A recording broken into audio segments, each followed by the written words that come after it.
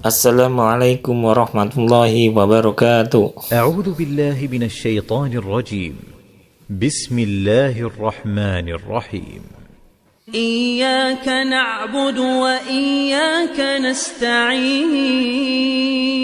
Bismillahirrahmanirrahim. Assalamualaikum warahmatullahi wabarakatuh.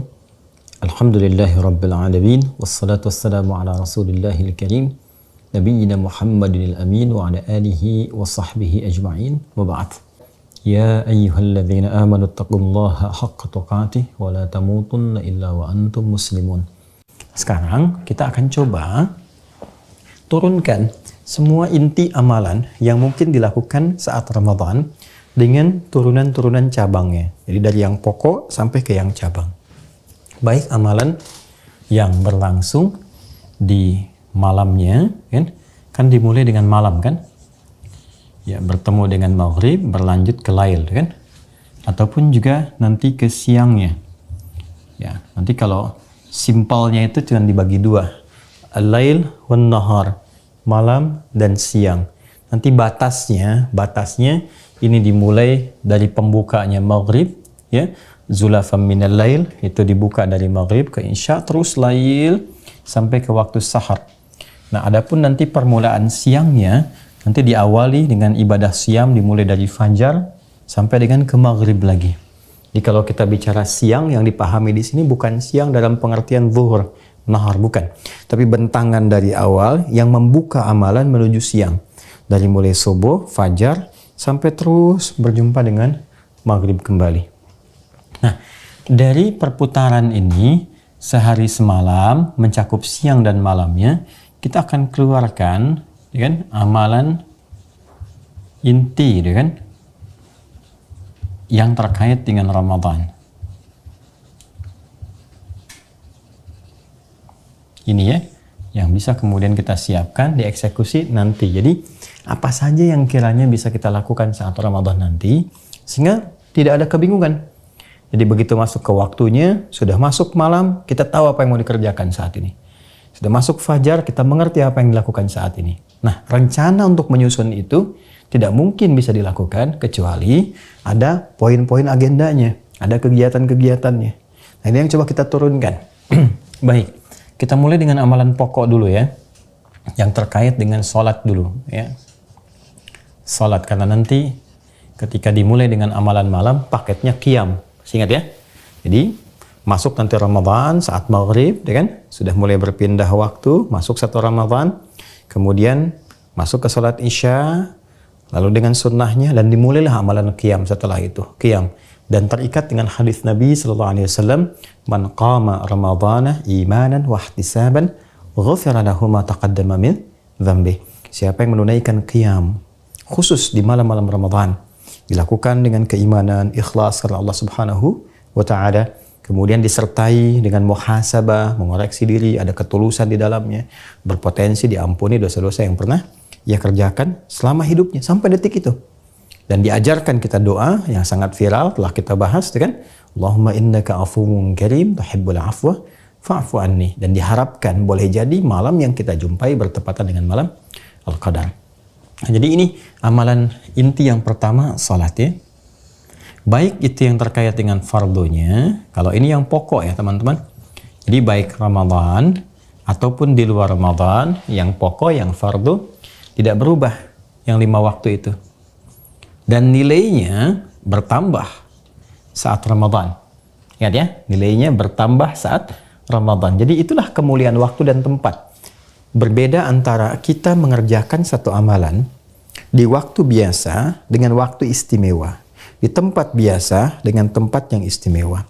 Al-Masjid Al-Haram itu tempat istimewa, Masjid Nabawi tempat istimewa, Masjid Al-Aqsa tempat istimewa. Salat yang dilakukan di Masjid Al-Haram dengan misal di Indonesia, taruhlah di Bekasi, di sini ada Masjid Al-Ihsan misalnya, kan? Nilainya berbeda. Di Masjid Al-Haram sekali sholat itu berpeluang mendapatkan 100.000 kebaikan. 100.000 kali nilainya. Jadi kalau saya misal sholat di Masjid Al-Ihsan, misal di Bekasi, subuh, maka berapa yang didapatkan? Sekali sholat berpeluang 10 pahala, 10 kebaikan. Dikerjakan berjamaah kali 27 kali lipat. Ya kan?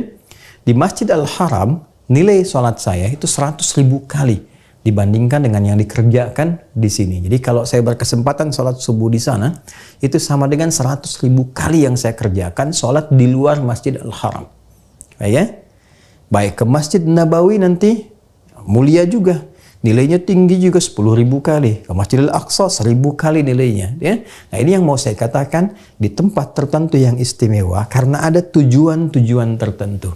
Di kemuliaan satu tempat bukan ingin mengkultuskannya, tapi mengambil aura kebaikan di tempat itu supaya ditebarkan ke setiap tempat yang lainnya.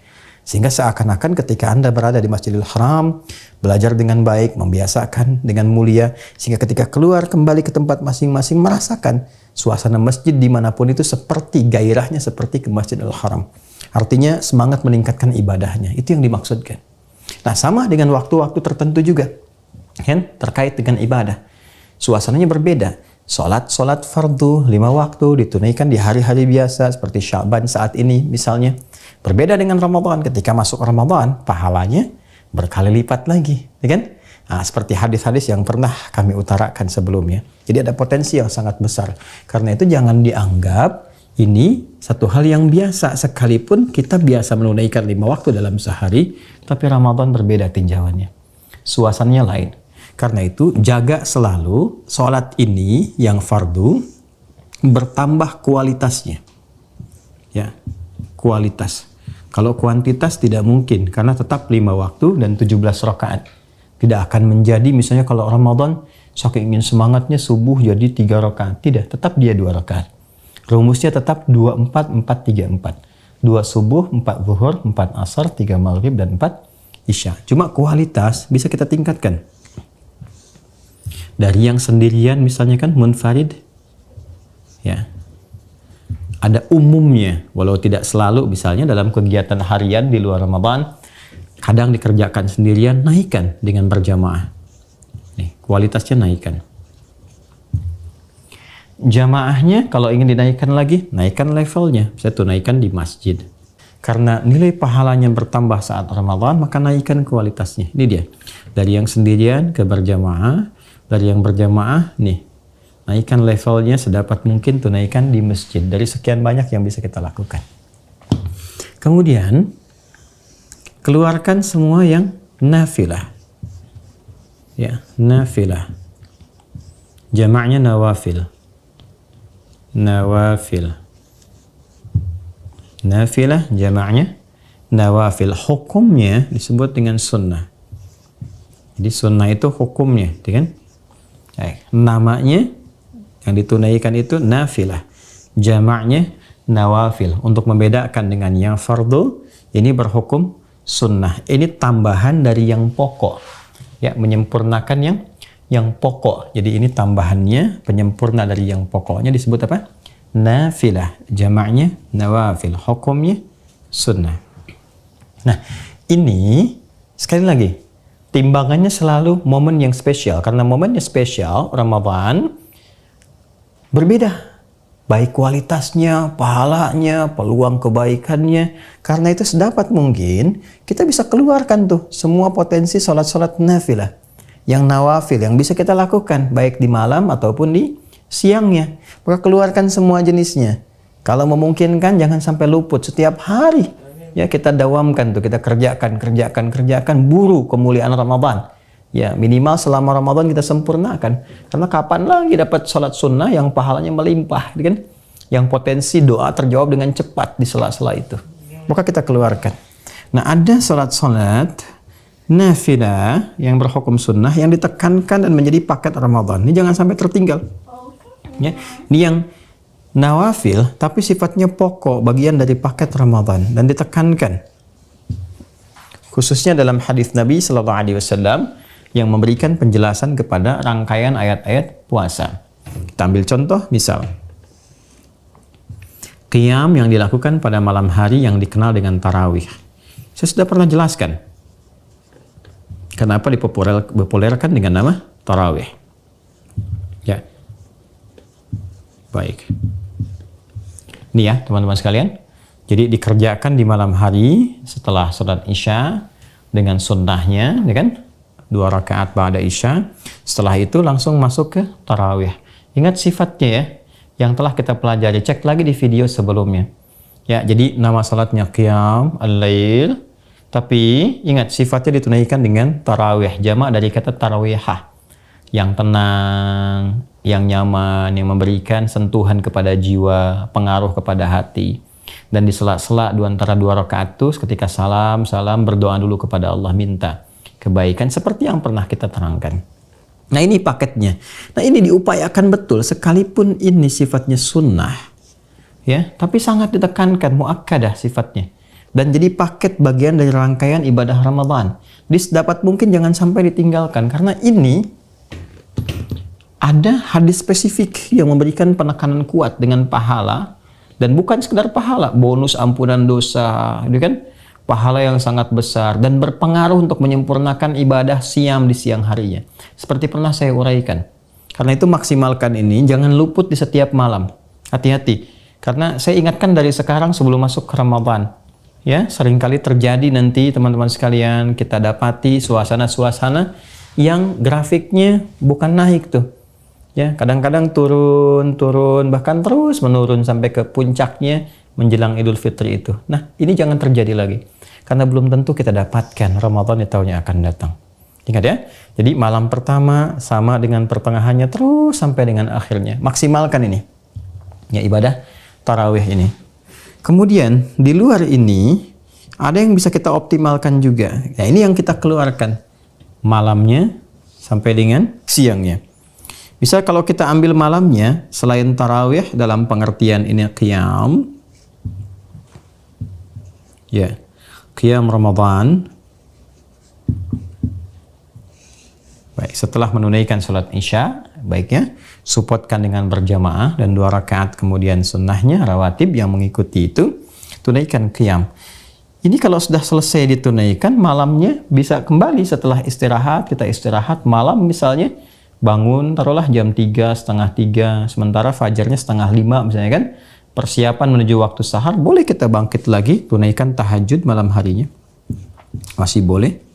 Dan saya sudah pernah bahas, ya, tahajud di waktu Ramadan juga keterkaitannya dengan witirnya seperti apa. Bagi yang memahami witir itu sebagai penutup dan tidak ada rangkaian sholat lagi setelah itu, maka ada yang mengakhirkan witirnya di akhir, ya, setelah nanti tahajud. Jadi dia tarawih dulu, witirnya belakangan. Kan ada pemahaman yang masih boleh setelah witir. Dicek ya video saya sebelumnya supaya paham pengertian itu semua. Jadi masih boleh sholat setelah witir karena dipahami witir yang dimaksudkan menutup rangkaian yang sebelumnya. Jadi kalau ingin membuka yang baru lagi nggak ada masalah, silahkan dibuka lagi. Nah, ini ada 2 versi nanti.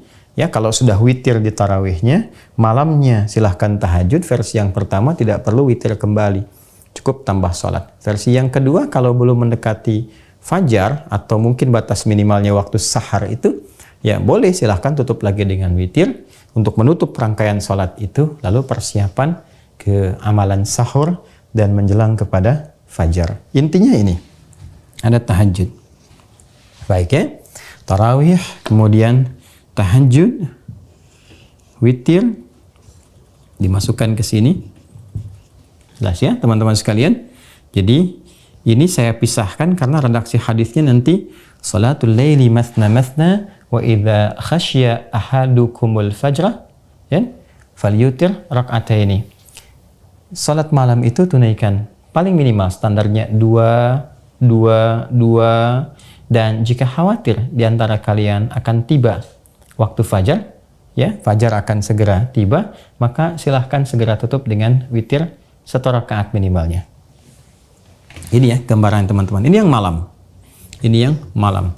Kemudian ada juga penyerta. Sebelum saya masuk ke waktu siang, saya masukkan di sini ada paket penyerta yang menyertai sholat fardu. Hubungannya ke sini. Kalau ini adalah paket yang menyertai Ramadan, khususnya di qiyam Ramadan, yang ini. Kalau yang ini yang akan saya terangkan, ini paket yang menyertai sholat fardu, tapi berlangsung di Ramadan juga, seperti halnya berlangsung di luar Ramadan. Yaitu ada yang terkait erat dengan sholat fardu disebut dengan rawatib. Secara singkatnya demikian. Ya. Ini fardunya sendiri itu dikenal dengan nama yang cukup beragam. Ada sholat wajib, sholat fardu, sholat rawatib, gitu kan? Yang fardu sifatnya. Untuk membedakan yang fardu dengan yang sunnah, maka disebut dengan sunnah rawatib. Kan? Ada yang memaknai rawatib ini dari segi urutannya. Urutan itu bahasa Arabnya tartib, gitu kan? Rattaba yurattibu tartiban. Tartib. Kemudian yang terurut 1, 2 dan seterusnya disebut dengan ratib. Jamaknya disebut dengan rawatib. Dari pemahaman yang pertama ini, maksudnya ada sholat-sholat nafilah berhukum sunnah yang berurutan dengan sholat fardu langsung.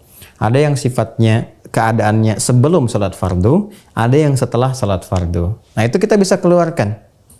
Jumlahnya secara total itu ada 12. Ada 12, ya kan? Baik yang terkait dengan ini, penunaian di siang hari, ya, ataupun penunaian di malam hari. Tadi saya terangkan di awal, batasan siang itu pembukanya di awal fajar, awal subuh, terus sampai nanti menjelang ke maghrib. Jadi kalau kita hadirkan di sini hadisnya dari Nabi SAW, man shalla isnataya asyrata rak'atan, siapa yang salat 12 rakaat, ya kan? Mengiringi salat fardunya siang dan malam. Baik ya, apa saja itu? Kalau mau kita rincikan sesuai dengan urutan waktu, 2 rakaat sebelum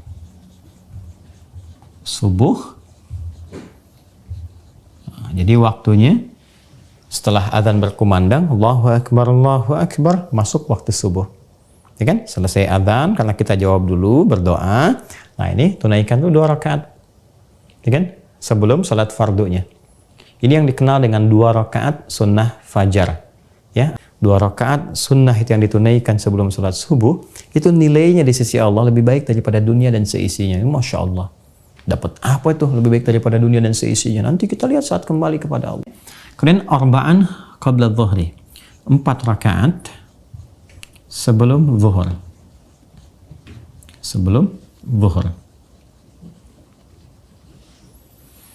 Teknisnya bisa 2 rakaat.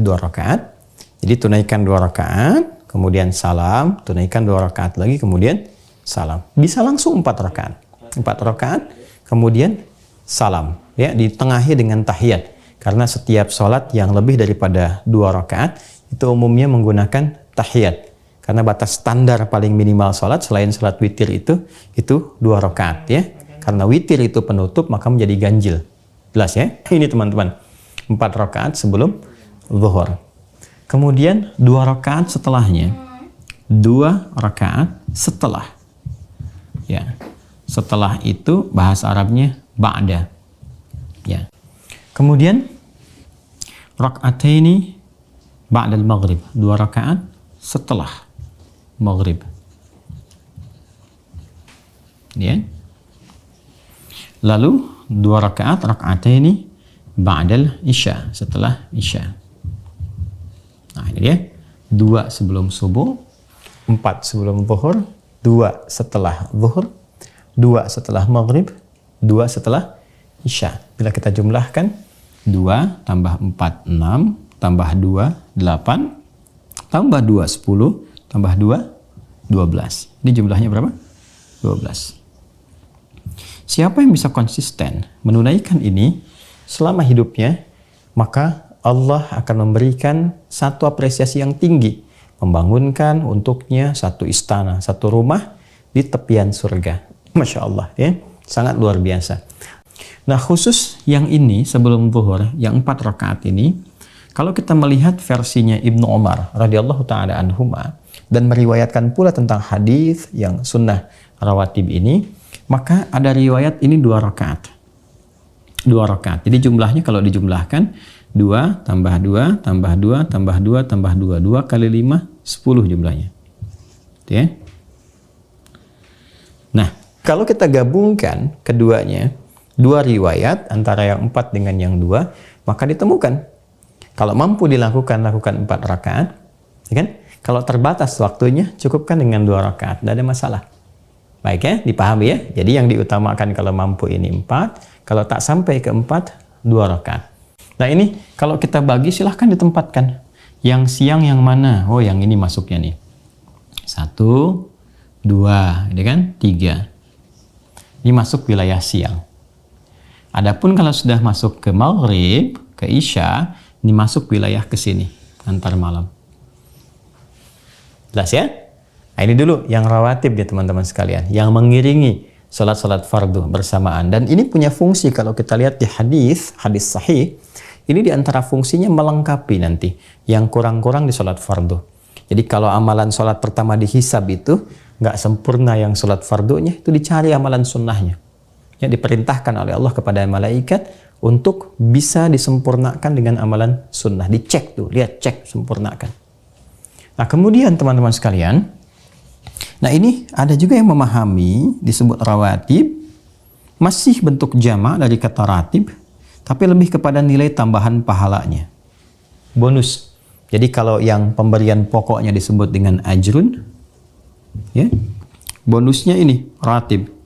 Jadi kayak orang kalau kerja ditambah lembur, kan dapat tambahan gitu kan. Nah jadi orang-orang yang menunaikan ibadah pokoknya ditambah dengan sunnahnya yang berurutan baik sebelum atau setelah salat fardu, maka dia mendapatkan tambahan bonus pahala, bonus penyempurna. Karena itu disebut dengan rawatib, jamak dari kata ratib dengan pemaknaan yang kedua mengacu kepada penambahan bonus pahalanya. Ya.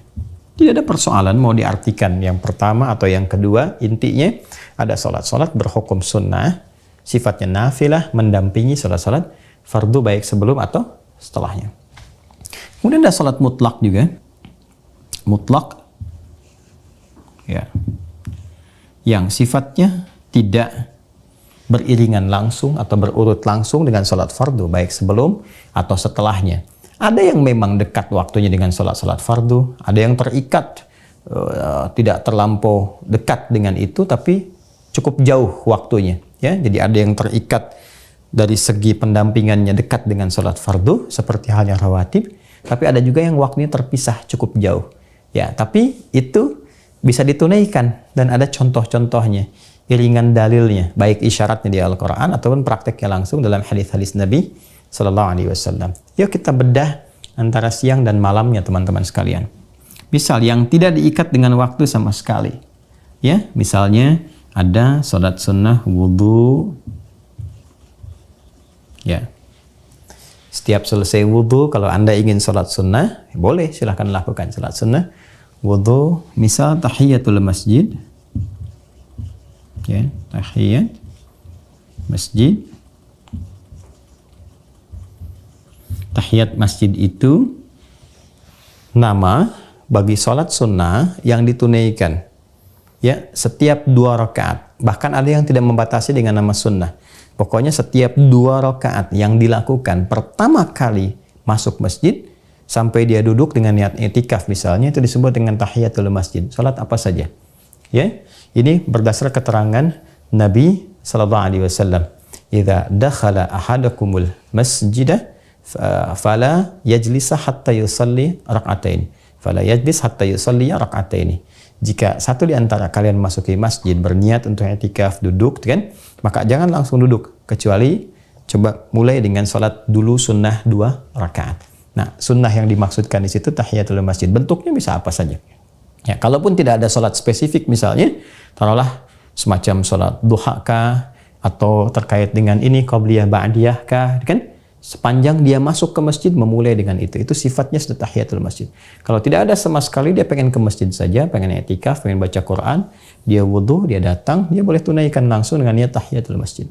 Jelas ya? Ini nggak diikat dengan waktu. Kemudian ada yang terkait dengan waktu yang dekat dengan sholat tertentu. Misal, kalau di sini kita temukan subuh, zuhur, kemudian ini zuhur lagi, maghrib, isya. Asarnya belum ada, ya? Maka di asar itu ada yang mengiringi sholat asar, jumlahnya 4 rakaat, ya, mengiringi sholat apa? Asar, jumlahnya 4 rakaat. Dilakukannya setelah masuk waktu asar, azan berkumandang, jawab dulu, selesai berdoa dulu, maka tunaikan salat sunnah 4 rakaat sebelum asar. Ya, sebelum asar. Hadisnya dari Ibnu Umar radhiyallahu taala anhuma. Nabi SAW pernah bersabda, rahimallahu mar'an shalla qabla al-asri arba'an. Allah merahmati seorang hamba yang mampu menunaikan salat sunnah 4 rakaat sebelum asar. Jelas ya?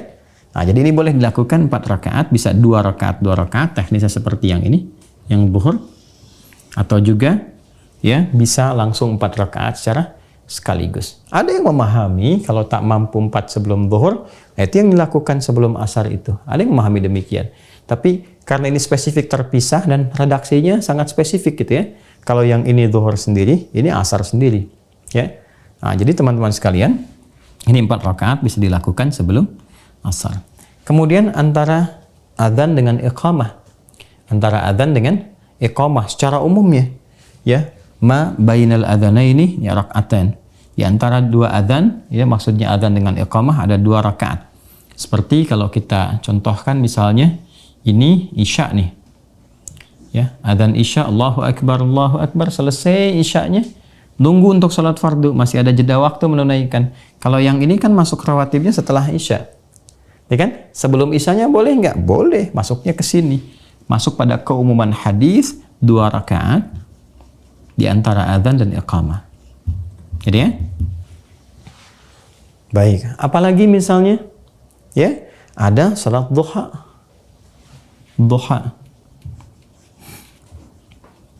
Nah, salat duha ini teman-teman sekalian, waktunya terbentang.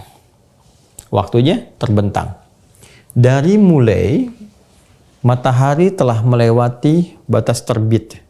Jadi begitu terbit, ya, itu di masyriq, timur, terbit. Nah, dari pas matla, tulu', ya, tempat terbitnya itu mulai terbit, dia mulai bergeser tuh. Ya, kalau di bayangan itu 1 tombak ya, bayangan awalnya itu sudah mulai 1 tombak. Ya, kalau diukur kurang lebih 15 menit lah setelah di batas terbitnya, 15 menit dia bergeser. Ya, itu sudah masuk awal duha. Pergeseran kurang lebih 15 menit dari waktu terbit misal ya. Misal kalau subuh sekarang misalnya 4:30 gitu kan. Ya, terus nanti waktu terbitnya jam 6 kurang 1/4 misal saja. Nah, ambillah 15 menit dari situ. Kurang lebih nanti jam 6. Ya, kurang lebih dapatnya jam 6. Jadi kalau kita mau ambil amannya 1,5 jam setelah subuh lah kurang lebih ya. Nah, itu sudah mulai masuk awal duha. Nah, pergeseran matahari dari tempat terbitnya kepada waktu pertama di duha ini, itu yang disebut dengan isyraq namanya. Isyraq, ya, keadaannya disebut dengan syuruk. Yang disebut dengan salat syuruk. Jadi syuruk itu awal duha. Pahalanya besar sekali nih. Ya, pahalanya besar. Man sholal ghadata fil jama'ati, siapa yang menunaikan salat subuh, ya, kemudian secara berjamaah, ada redaksi lain fil masjid, ya kan, ditunaikan di masjid. Kemudian setelah itu dia duduk berzikir, tsumma yaqudu yadhkurullah. Dia duduk berzikir pada Allah Subhanahu wa taala. Zikir tuh banyak amalannya. Bisa baca Al-Qur'an, ya kan? Bisa menyimak ta'lim misalnya, bisa ya kalimat thayyibah, bisa berdoa dan sebagainya. Sampai tiba awal duha yaitu syuruk. Nah, kemudian dia salat, tsumma yusalli rak'atain, kemudian dia salat 2 rakaat, fakana alaihi ka ajri hajjin wa umratin. Maka dia mendapatkan pahala bisa senilai haji dan umrah. Ya, sempurna, bukan berarti sudah haji atau sudah umrah, tidak. Tapi pahalanya ada nilai yang sangat besar di dalamnya. Ini awal duha. Jumlah standar penunaiannya 2 rakaat. 2 rakaat. Ya. Waktunya kurang lebih 1,5 jam lah ya, dari sejak subuh itu kurang lebih 1,5 jam, tinggal diukur saja. Jadi kalau misalnya subuh sekarang 4:30, maka kurang lebih jam 6, batas amannya seperti itulah ya. Kemudian setelah itu terbentang dari pertengahan sampai akhir, dari pertengah duha, kan? Ini awal duha yang ini pertengahan, ini akhir. Ya, kalau zuhur itu batas menjelang akhirnya sampai zawal, sampai zuhur. Jadi kalau sekarang jam zuhur itu kan jam 12. lewat 01 ya waktu Indonesia bagian barat untuk saat ini. Ya. Nah, jadi sebelum zuhur ini, sebelum masuk ke zuhur itu batas akhirnya. Ya, jadi kalau sudah zuhur sudah tiba, zawal ya selesai, nggak ada duha lagi. Ya kan? Jadi dari awal terus sampai ke zawal, sampai tiba waktunya zuhur. Nah, teman-teman sekalian, ini ada batas pertengahan, ada batas akhir. Misal kalau ini awal-awal masih jam 6, jam 6.30 ya, pertengahan sekitar jam 9, gitu kan? Sampai dengan jam 10.30 atau jam 11-an, gitu kan? Misal. Batas akhirnya dari jam 11 sampai menjelang zuhur. Ya, sampai menjelang zuhur. Nah, kurang lebih seperti itu. Berapa ditunaikannya rakaatnya? Standarnya 2, boleh 4, boleh ada hadis spesifik menyebutkan perbuatan Nabi SAW sampai 8 rakaat. 2 sampai 8 rakaat. Ya. Ada juga keterangan hadis dari Sayyidah Aisyah radhiyallahu taala anha yang menerangkan sebetulnya nggak ada batas spesifiknya. Jadi kalau mau dimulai 2 silahkan, 4 silahkan, sampai ke 8 silahkan. Yang penting sampai tiba akhir waktunya. Ya kan? Mengambil pada keumuman makna hadis itu salatul laili wan nahari masna masna. Salat yang ditunaikan di malam hari ataupun bahkan di siang hari itu standarnya ditunaikan dengan 2 dan tidak ada batasan spesifik kecuali batas akhir waktunya. Ini duha. Manfaatnya banyak nanti. Kalau yang ini pembukanya bisa senilai potensial haji ataupun umrah, maka yang lainnya nanti ada potensial pengganti zikir dari seluruh bagian tubuh kita. Ada pengentas dari musibah umum yang mungkin menimpa, namun dientaskan oleh Allah, ditepikan dari orang yang dimaksudkan. Harusnya mengalami macet, tiba-tiba orang ini bisa lancar, dapat alternatif. Nah, jadi caranya pun ada spesifik, beda lagi. Ya. Nanti ada yang terkait dengan minta rizki, terkait bebaskan dari musibah, terkait dengan zikir. Kan? Zikir pagi dan petang itu kan dimulai nanti dari sini nih. Dan itu bisa diwakili dengan salat duha diantaranya. Selain bacaan-bacaan bisa diteruskan di waktu itu. Nah, kemudian teman-teman sekalian yang paling menarik ini nih. Mau menuju akhirnya. Nah, ini salat yang umumnya dilakukan oleh orang yang gemar bertaubat. Maka di situ diisi dengan istighfar, dengan kebaikan dan sebagainya. Ini mulia. Nah, ini duha. Nah, tinggal kita keluarkan aja, bikin kurikulumnya. Sekarang, tugas Anda, teman-teman, khususnya nanti yang terhubung di Mira, tolong bikin ya tabelnya. Jadi di siang ada apa aja nih? Ini seperti yang pernah saya terangkan. Tinggal keluarkan aja. Ya. Jadi sudah saya terangkan dari mulai potensial subuh, sebelum subuh berapa rakaat, ya, ada 2. Setelah subuh nanti masuk duha, awal diawali dengan syuruk, terus ke pertengahannya, terus sampai ke akhirnya ketemu zuhur. Begitu adzan 4 rakaat sebelum zuhur, kan? Setelah zuhurnya ada 2 rakaat. Terus sampai ketemu dengan asar, begitu selesai adzan ada 4 rakaat tuh. Ya, sebelum ditunaikan salat asarnya. Terus selesai asar, kan? Nggak ada salat sunnah setelah itu, ketemu dengan maghrib. Maghrib, setelah adzan berkumandang, ya Nabi pernah mengatakan, silahkan salat 2 rakaat, kan? Tapi jangan dibiasakan untuk 2 rakaat sebelum salat fardu maghrib. Jadi setelah adzan boleh 2 rakaat, tapi jangan dibiasakan. Fala tattakhidhuha sunnatan. Kenapa ada redaksi itu? Karena ini maghrib itu waktu singkat, padat, apalagi saat Ramadan.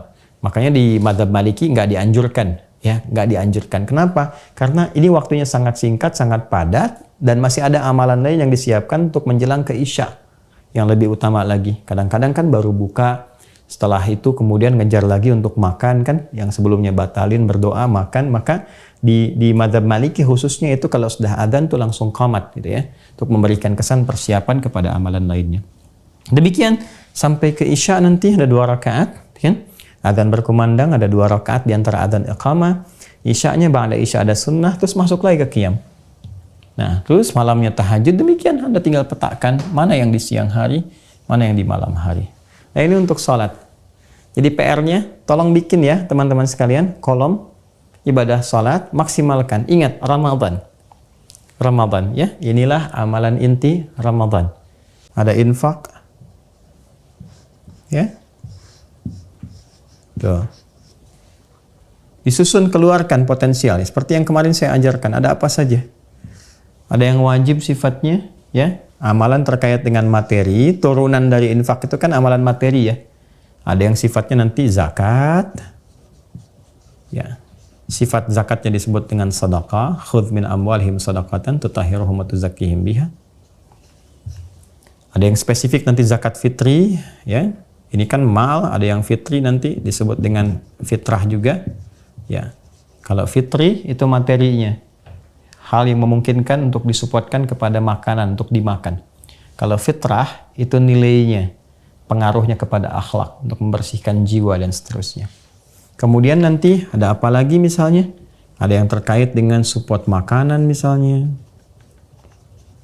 Ya, dan sejenisnya. Bisa pakaian misalnya yang layak, apa saja yang kira-kira bisa dilakukan. Ini baru jenisnya teman-teman sekalian.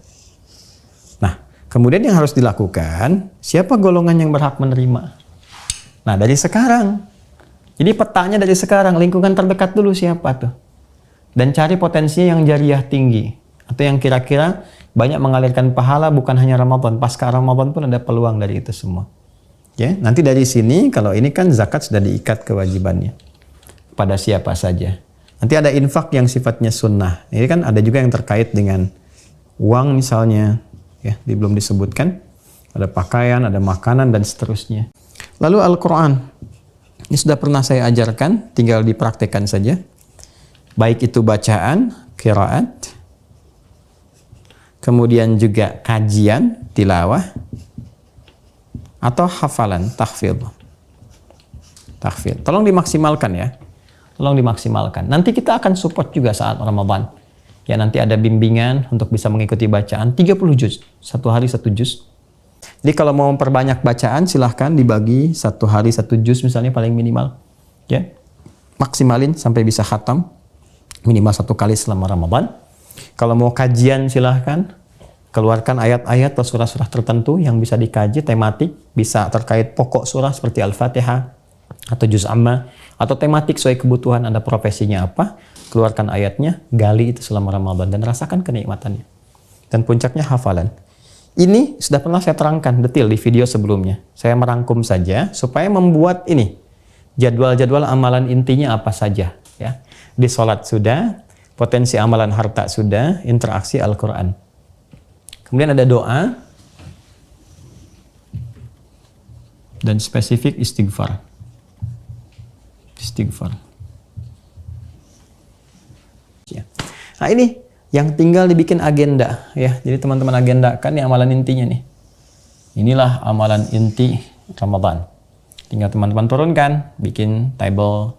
Ya, dulu saya waktu kecil bikin table ini loh. 1 sampai 30. Sindisi sholat. Ya, diterangin ke bawahnya ada apa saja. Terus di checklist. Ya. Dilakukan enggak? Kalau dilakukan bagus, kalau enggak kenapa alasannya, kan? Nah, terus ini misalnya amalan infak. Sampai dulu waktu kecil itu sampai ke kultum dan minta tanda tangan ke ustadznya yang mimpin tarawih sama yang kultumnya. Minta tanda tangan. Saya nggak tahu ya anak sekarang masih ada apa enggak itu. Ya, saya kira itu yang bisa disampaikan teman-teman sekalian. Insya Allah di hari berikutnya kita lihat kalau tidak saya di luar kota atau punya kemampuan untuk pendalaman. Insya Allah hari Ahad kita sambungkan untuk materi pendalaman diskusi. Dan semoga ada manfaat untuk kita semuanya.